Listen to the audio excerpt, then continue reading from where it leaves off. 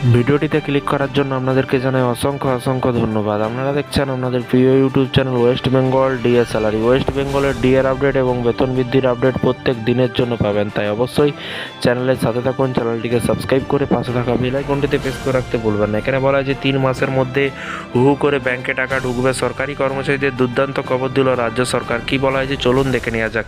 3 মাসের মধ্যে হু করে ব্যাংকে টাকা ঢুকতে চলেছে, সরকারি কর্মচারীদের দুর্দান্ত খবর দিল রাজ্য সরকার। সরকারি কর্মচারীদের জন্য দুর্দান্ত খবর, সেপ্টেম্বর মাসে ফের বাড়বে ডিএ। কোন সরকারি কর্মচারীদের চলুন দেখে নেওয়া যাক।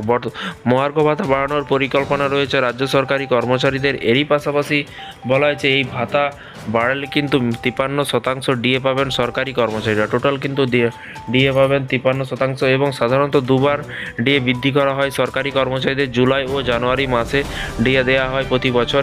এরই পাশাপাশি বলা হয়েছে দেখতেই পাচ্ছেন, তবে আগামী মাসে কিন্তু 3% ডিএ কম পেতে পারেন সরকারি কর্মচারীরা। এরই পাশাপাশি আগামী সেপ্টেম্বরে এই ডিএ ঘোষণা করা হলেও কিন্তু পুজোর সময় একটা মোটা টাকা পাবেন কিন্তু তারা। সপ্তম বেতন কমিশনের অধীনে বাড়ানো হবে কিন্তু এই ডিএ। সপ্তম বেতন কমিশনের অধীনে কিন্তু বাড়ানো হবে এই ডিএ।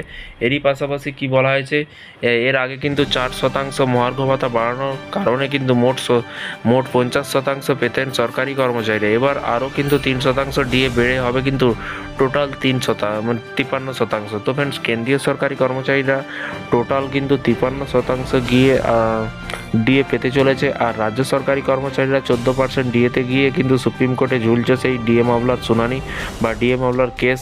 প্রায় 6 মাস পিছিয়ে গেছে ডিএ মামলার শুনানি। 2025 জানুয়ারির 7 তারিখের দিকে ডিএ মামলার শুনানি হবে, তারপরেই বোঝা যাবে।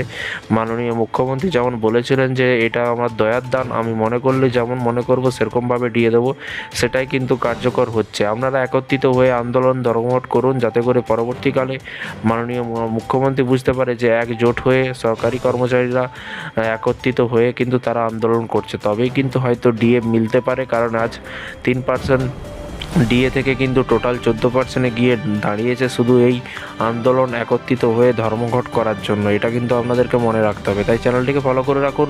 রাজ্য সরকারি কর্মচারীদের যখনই নতুন আপডেট আসবে অবশ্যই আপনাদেরকে জানানো হবে, তাই চ্যানেলটিকে ফলো করতে ভুলবেন না। ভালো থাকবেন, সুস্থ থাকবেন এবং নিজের খেয়াল রাখবেন। তাই